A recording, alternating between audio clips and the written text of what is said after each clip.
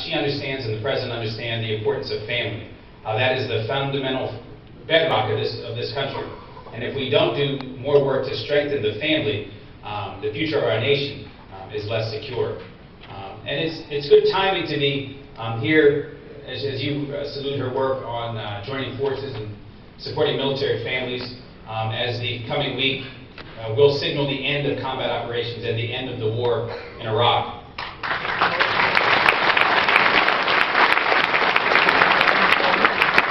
And it's something that I definitely wanted to mention because, almost 2 years into the Obama administration, and the President says this sometimes too, there's a wariness there.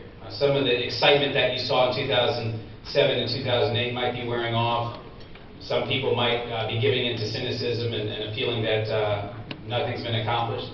But if you think back not too long ago, only a few years ago, when the policy of the United States government was a war on Islamofascism, when the policy of the United States government was Iraq is the central front of the war on terror, the idea that we were fighting a global war on terror, and we had to confront radical Islam. And think to today, where we are transitioning and leaving Iraq as a sovereign nation, bringing more than 100,000 troops home that will never again be deployed to Iraq, and making sure that we take care of them when they return home and honoring their sacrifice and the deployments that many of them have endured over the course of the better part of 8 years, and remembering those who will never come home because they gave the ultimate sacrifice in Iraq. The work that the First Lady and Dr. Biden are doing through joining forces is something that every person in this room, I hope, would be a part of, because those men and women who have sacrificed the better part of 8 years in Iraq did it for all of us.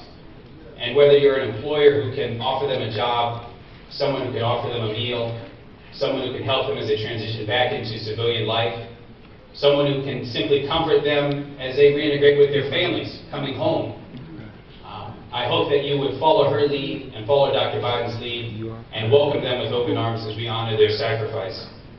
And also as she's worked to support children in terms of combating this problem, this epidemic of childhood obesity, looking at the numbers in so many communities, not only the African American community, but across the country, the number of children that are suffering from obesity, engaging in unhealthy and destructive behaviors, ingesting food that shortens their lifespan. I want to thank you for the work you're doing to create and offer a healthy alternative, not only in their physical health, but their spiritual health. Remembering that, the condition of their heart is just as important as the condition of their body.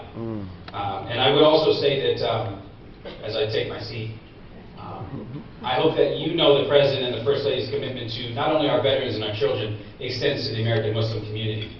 You only have to turn on the presidential debate to see those with another vision of how this country should be. And I take pride in working for this first family because their heart is with you.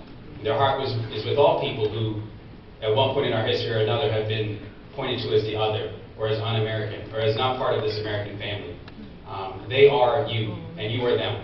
So thank you very much for honoring their work.